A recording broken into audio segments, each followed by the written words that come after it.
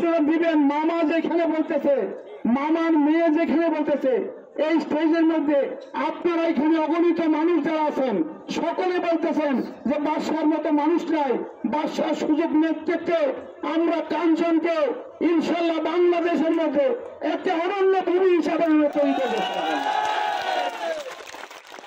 আমি আজকে আপনাদেরকে দু চারটা কথা বলে দেব।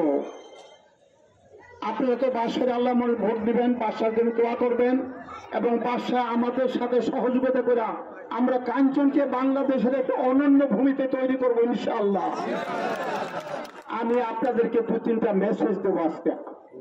সেখানে বলছিলেন প্রত্যেকটা মানুষ, প্রত্যেকটা সন্তান, প্রত্যেকটা শিক্ষক আমার কাঞ্চন স্কুলের মানুষ দেখলে যেন বুঝতে পারে। আর সেটা কিভাবে? তারা প্রত্যেকে প্রথম সালাম দিবে, আসসালামু আলাইকুম ওয়া রাহমাতুল্লাহি ওয়া বারাকাতুহু।